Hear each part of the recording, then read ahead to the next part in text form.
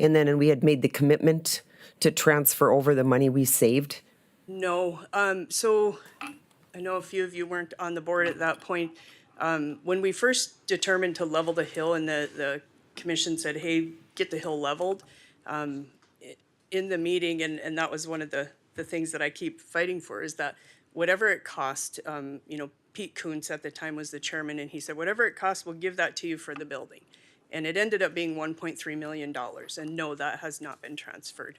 And I don't consider that in like the 2.9 or any of that stuff. That was just something that. Was that voted on by, then was there a motion and a vote on that to make that transfer? That I don't know. I'm not sure, because it wasn't during the park board, it was during the actual commission meeting to do that. I come to the party like, what do you mean transfer? Somebody has 1.9 million. They're gonna transfer No, it the to us? money that these companies saved, Yeah. Stark County saved, then it would be transferred from our Stark County fund. Because they donated everything to level the hill. And so we were supposed to pay to level the hill, but we did not. Like I said, I don't know if it was ever voted on or anything, so. We'll have to look back at, Rick, I believe it was voted on. We'll have to look back on that. I think it was voted on to level it and do that, and I don't know if the comment, I'm not sure. I can have Lana take a look at the meeting minutes and. I got a quick question about the architect, and then I'll be done. Sure. But, so in 1 year, they're going to design a building and give us a price? Sort of. So they would take the things that we are, our wish list of putting in there. Yeah. And they would say, okay, this is what this is gonna cost, and they would give us some advice on either putting up the shell, putting up a piece of it, how to phase it, because that was one of the questions, what each one of these phases cost, and that's what we were expecting from HTG and just never got it. We got roundabout But this is numbers, gonna take a year. well, it could take them a year to design the entire thing with plans and specifications. They can, Is that realistic, they Neil? can design the layout. Well, I think, Without and there'll be plans and a specs. number of opportunities for this committee to sit with the architect and kind of move that forward. But yeah, if it's 18 million, that would not be unrealistic. I mean, based on what's going on out there right now. Yep. So. Are you done? I don't Yeah, wanna- go I ahead. don't want to interrupt here. No, go ahead. That was So, disappointing. When you chose these guys, I mean, and I'm sure you did your research, there's nobody local that does this type of architect work, or? So the only other architect was GT Architect, and I brought it to this meeting that it was, at the park board at the time, was, they were 48,000 to do the master plan, and HTG was 12,000. Okay. And they said, we're lower because we hope to do other projects for you, and that's why we do it. The GT Architects wanted to design the entire building. He said, we can't give you a master plan without designing the interior of the building and knowing how big it's supposed to be. That makes some sense too. And so that's why we ended up not going with them. So who, on the one that's up on 85 out by Watford City, or who was the architect, do you know who did their architect work? Don't right offhand. I've gotten calls from them on ground, and they've been here, and their engineers have met with us on ground. I just don't remember who their actual architect was, because it's different than their engineer. Understand? I can certainly find out, but yeah, it's not these guys here. And this KO Architects, they will use our local people, and he's already contacted several of them. He'll use local architects to do some things, but he's really the guy that's gonna push it and say, this is what I want, here's the design, do it. That was one of my So, worries, so you hire yes. these guys and they bring their own contractors from Illinois or something like that, and all our local people are sitting No, on their thumbs. no, he wanted to make very clear that that's what they do everywhere. It's just that it takes it kind of off of us, because he can say, I want this piece done. If you can't do it, I'm gonna go to somebody else, and they will figure that piece of it in. And then they take a cut, and he said it's 4% of construction is what they take. I'm just curious, Chairman, how many architects and people applied sent proposals in on this?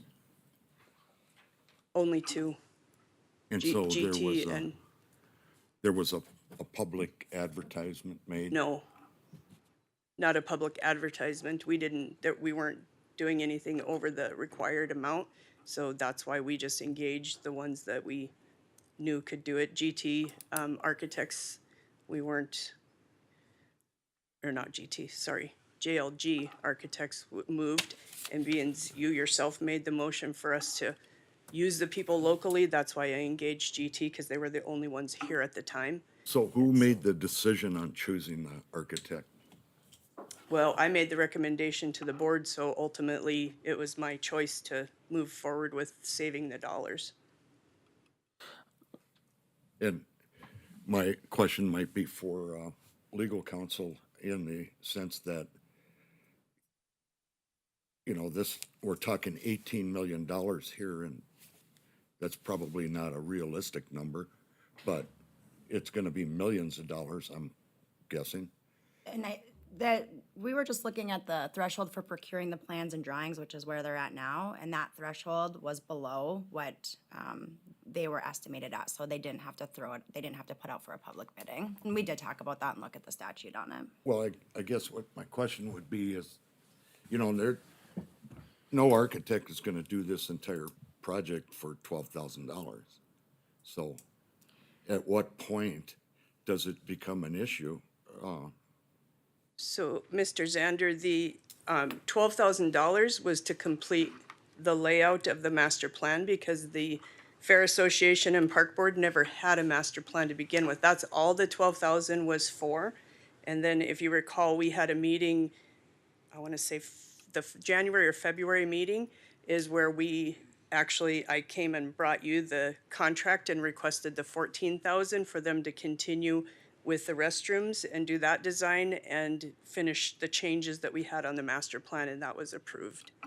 And that's all. We hadn't signed Yeah, anything to and engage them I on the understand plans all and that, specs. but what I'm trying to get at is I don't know that we wanna, I mean, at what point do we have to, you know, have a public hearing, have a, Well, right now, as process. far as I understand, we're just looking at procuring the plans, the drawings, the specifications to get this stuff in place, and then they will have to start looking at the construction. Once that construction comes, then we'll have to probably start looking at bidding at it. But it's just as far as procuring what we're looking at, we were under the threshold, so it didn't have to go out for a bid.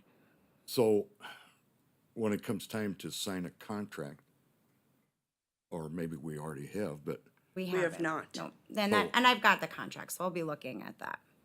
Yeah, we And- just got it. And that contract is specifically for just that master plan, $12,000 deal?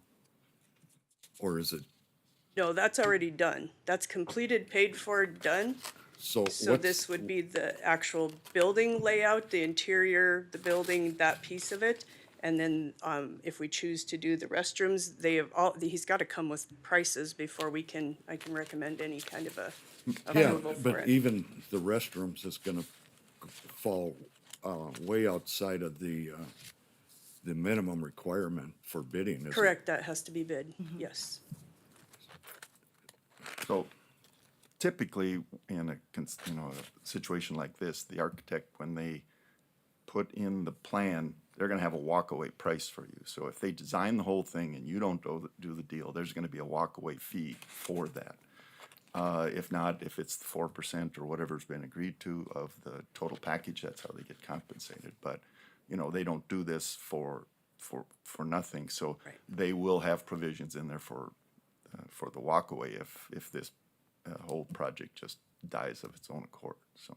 Yep, and that is in the contract. And I hope that I saw. addresses the cost issue that you're kind of Well, raising up. yeah, no, I just wanna make sure that, I've been involved in a number of building projects for the county over the past years, and we always had a process of advertising, interviewing a committee, interviewing and choosing the right direction to go, and I'm just, like I said, I'm only concerned about the legal jeopardy if we're not following the rules, so to speak. So, thank you. So when it comes to bidding, the architect is involved in, I mean, who opens the bids and who accepts the bids? Does it? We is would it do that here. here at the county commission? I didn't know if it was the fair board or the No. park board. The park board would decide that, or the county would I decide would that? believe that the park board would have to do that, yeah, Well, right. And make recommendation right, to the county Yeah, the commission, county has the ultimate. cause it's their funds. It's no different, I guess, to me when I look at how we do road projects. I worked for an engineering firm for 17 years and you guys, Stark County was one of their, people, clients. And so they would engage you to get the plans and specs, get a profile of everything, and then it went out to bid. So there wasn't a bidding process prior to that unless there was some federal funds or something like that involved. That's the only time that there would be an interview of engineers or, potential people doing those drawings. Well, we'll get moving along. I got one quick question for Neil probably, and you, can you use somebody else's master plan and just, hey, I like that facility. Let's build it over here in Dickinson and do it next month. So you're saying like the facility? Yeah, I mean, you're on- like when Bernie brought up the facility in Watford, if that's a great facility and if they've done all this footwork, hey, let's use that master plan. I suppose you could buy it from that. Yeah. entity. Exactly. Typically, the would plans guess. for a building are owned by the company who did the plans. So But that could be something that does save us some dollars and, Chip had mentioned that too, that they have so much already done and so Okay, maybe so, it but would that be is a quicker. possibility. All right, Absolutely. we can move on. Absolutely. But a master plan takes in the landscape and everything, how it is, Yeah. fits in your property too, so I mean, that's the master But plan. you're talking the interior of the building plan is really the scope I of got that, so you. we can So- ask those questions, So absolutely, if you did use it, you're saying you'd have to make sure the land fits. right. I got you. Okay, so on to the Motorsports Park property encroachment. Okay, that Tim is, and Lisa Dworshak. Dworshak.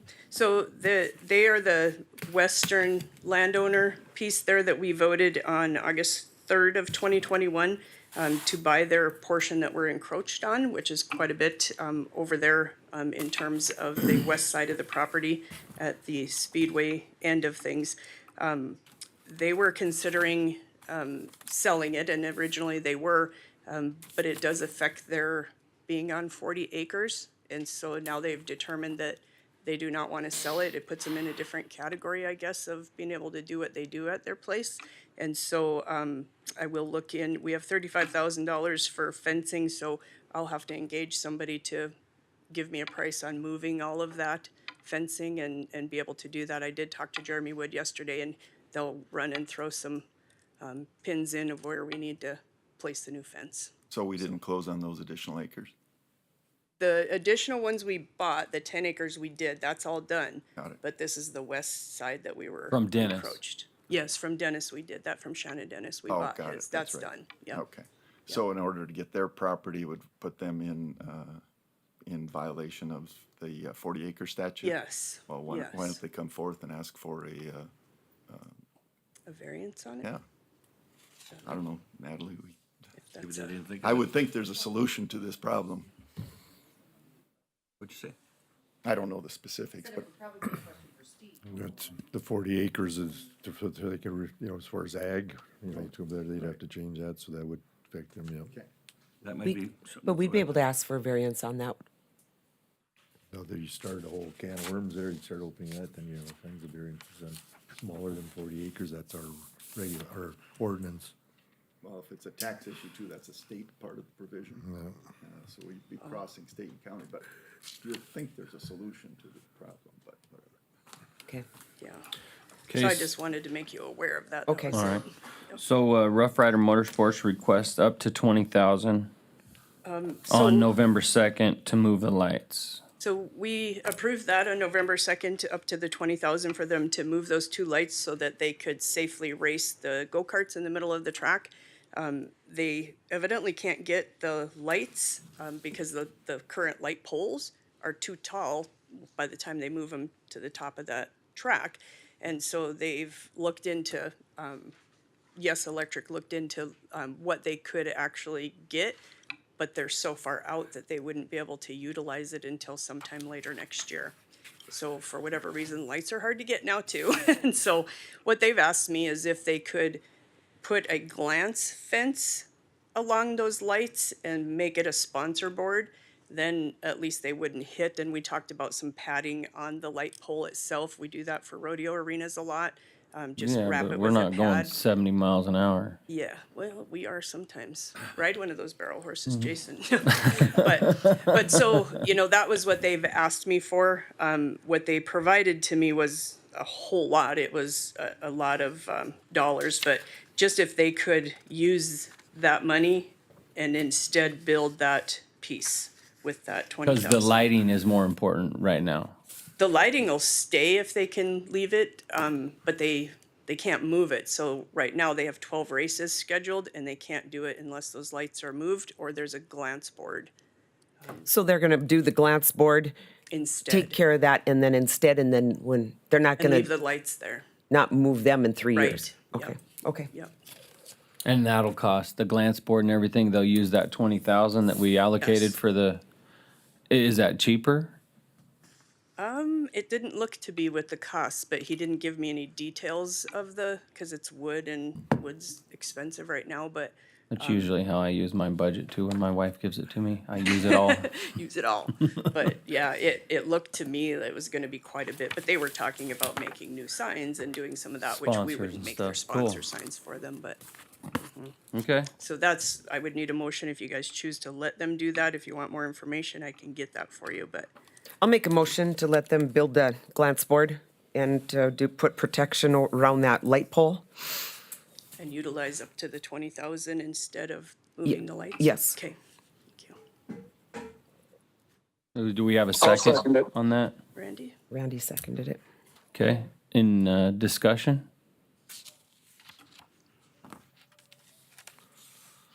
Just concerned about the safety. I mean, when they came in here, they said that the safety, it was a safety issue. Yes. And now it's a lighting issue. And I mean, ultimately, if somebody gets hurt out there, we just voted on, hey, we don't need to move it now. By virtue of putting the board by the light pole, the lights will still be there. We still have the lights. So will It'll still the be pole. lit properly. But they're telling me, but they can make it high enough that won't be the case. And then if we pad part of it, I think that would even help more. But he's telling me that by the time they put that I board know. up, I'm that it just wouldn't. I'm just making a point that they came in here and their main issue was safety. Right? That was the whole issue. Hey, we're going 70 miles an hour around this track. Here's a pole right here on the turn. Yeah. Well, we kill somebody out there, and that's a we deal because we didn't move the pole. Just letting everybody know that that's But it's, and I agree with you, but, you know, these guys designed that track, you know, and then they put us on the backside of it for being liable for it, you know? And now, these lights are gonna fix it. Well, now it's not fixing it. I don't know if they do enough of their research to know what they wanna do or what they should be doing. I would agree. But I mean, we still have to protect ourselves, we still have to protect the people out there, but I hate to be on the backside of it and then put that back in the corner on something that we need to do that was not our decision to. Can we have them come in and talk to us and just before we say, yeah, go ahead? I mean, we're kind of talking about a big deal. If it was as big a deal as they said when they came in here, it's, to me, it should be discussed again by them saying, you know, hey, this is gonna be. Yeah. Does our hold harmless have any teeth in that? Look at the contract. I don't remember what's in it. I know that we have a indemnification clause, and then we have them carry quite a bit of insurance Liability. policy, so. But we still become liable because we gave them the permission to be there. Not necessarily. Like I said, I have to take a look at the contract, but I mean, I don't think it hurts any to have them come in and explain to you Yeah, guys what yeah. the. And liability aside, I mean, they're racing kids out there, and it's great and it's awesome. But I agree. if somebody gets hurt, like that's liability aside, money aside, it's not good. Can they still do their races that they have? No, As not until that's fixed, one way or another. Oh, so that's unfortunate because they're not here today to discuss it, and we don't meet till another month, and then that's going to put them a month back. Yep. And they So just can asked you- for this yesterday, so that was Well, what- why. Why didn't they come in? So what I'm not sure. do you, anybody got any suggestions? It's gonna hurt their racing. I mean, Yeah, well, I don't wanna do that either. My fallback would be, let council review our contract, make sure that we don't have a liability issue. If we don't, approve it. If we do, then we gotta take another direction. Okay, so do we, I mean, that'll take time to review, right, Amanda? It's not an extensive contract. It shouldn't take too long, no. Okay, so we can approve it right now based on, or, is that all right? That'd be fine. If Who made the Ms. motion? Arthod wants I can to- amend my motion to approve it on, once Ms. Ingolstead goes through the contract and approves it. On recommendation from Ms. Ingolstead. Okay. Because of concerns of the park board. Because of concerns from the park board. Okay, Okay. do we have a second? Randy was the one. that Randy, are seconded. you Oh, willing? Randy, are you all right? I'll second it. Okay, I'll second the amended motion. it's been, do we have, all in favor? I think you do roll call. Oh, roll call vote, please. Mr. Ken? Aye. Mr. Bernie? Aye. Ms. Carla? Aye. Dean? Aye. Or do I say Commissioner Messer? Is that how I'm supposed to, Commissioner I've Messer? been called a lot worse, so aye. Chair votes aye. Randy? And Randy, Mr. Randy. I vote aye. Motion been approved, or do I go the nay? Motion carries. That's it? I still would like them to come talk to us. I think they should next month, if that's all right. Yep, I will get him in here. Okay, let's get this. And I'll give them a call. So, okay,